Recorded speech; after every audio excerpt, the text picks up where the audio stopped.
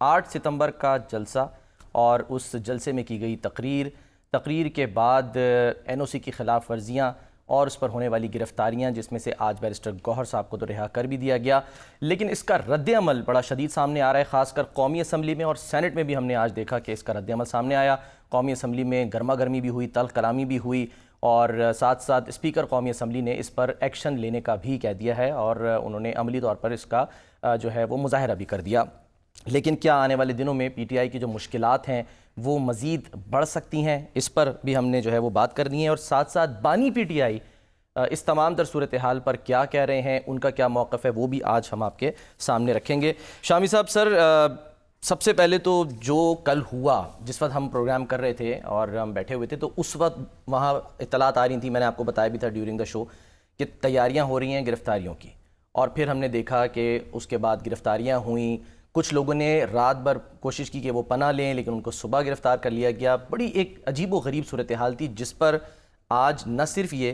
کہ حکومت کی جانب سے، یعنی جو ان کے اتحادی ہیں ان کی جانب سے آج شدید اس کی مذمت کی گئی ہے۔ تو یہ پاکستان کی تاریخ میں سر کیا پہلی دفعہ ایسا ہوا ہے؟ کتنا سنجیدہ معاملہ ہے یہ؟ دیکھیں، پاکستان کی تاریخ جو ہے وہ افسوسناک واقعات سے بھری ہوئی ہے، لیکن یہ جو واقعہ ہوا ہے اس سے پہلے ہم نے دیکھا نہیں 2014 میں، ہاں جی، جب دھرنا دیا تھا جی ہاں، عمران خان صاحب نے، طاہر القادری صاحب نے،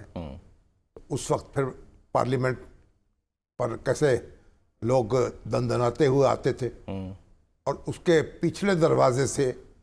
ارکان اسمبلی آ اور جا رہے تھے، جی ہاں، اور اگلے دروازے سے گزرنا محال تھا۔ وہ بھی بہت افسوسناک معاملہ تھا، اور سردار ریاض صادق صاحب ہی اسپیکر تھے اس جی وقت، ہاں بالکل، آج انہوں نے کہا ہے سلسلے میں انہوں نے اس پہ بھی پرچہ کٹا کہ دیا میں بدقسمت ہوں کہ میرے ہوتے ہوئے اس وقت بھی ایسا واقعہ ہوا پرچہ تو کٹ گیا، ہوا کیا؟ اصل بات یہ ایف آئی آر کسی کو سزا ہوئی، کسی کے خلاف مقدمہ چلا؟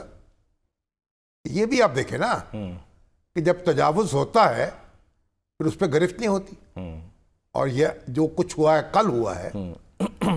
کہ دیکھیں آپ نے جلسے کی اجازت دی،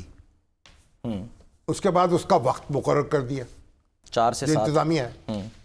4 سے 7 بجے تک، اور وہ کہتے ہیں ایگری بھی کیا، ظاہر ہے۔ دیکھیں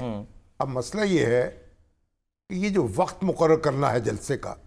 یہ بھی پہلی بار ہوا ہے تاریخ میں، جس پر وہ کہہ رہے ہیں کہ یہ کوئی شادی حال تھوڑی ہے۔ نہیں درست ہے نا، تاریخ میں پہلی بار ہوا، ایسا کبھی نہیں ہوا۔ ایک جلسہ ہوتا ہے جس میں لوگ دور دور سے آ رہے ہوتے ہیں، وہ شریک تو اولن تو آتے ہی دیر سے ہیں، پھر ان کو منتشر ہوتے ہوتے بھی وقت لگتا ہے، بالکل، لیکن بہرحال اب یہ وقت انہوں نے مقرر کر دیا تھا، اور 7 بجے گویا این او سی کے مطابق جلسہ ختم ہو جانا چاہیے تھا، جی ہاں، لیکن جلسہ ختم نہیں ہوا،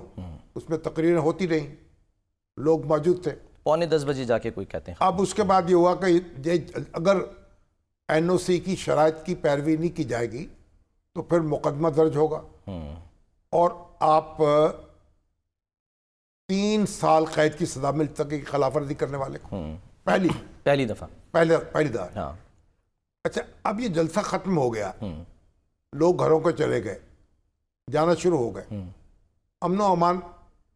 کی صورتحال قابو میں رہی، کوئی جھڑپ نہیں ہوئی، بیچ میں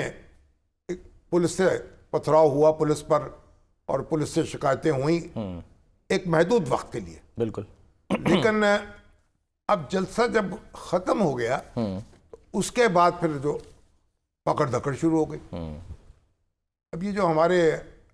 علی امین گنڈا پور ہیں وزیر اعلیٰ، جو بھی انہوں نے تقریر کی اس کا ایک اپنا رد عمل بھی آیا، اور خود پی ٹی آئی کے لوگ جو تھے وہ اس پہ معذرت کرتے رہے۔ ہاں جی، ان کے اپنے جو ایڈوائزر ہیں بیرسٹر سیف، وہ اس کا دفاع نہیں کر پا رہے تھے،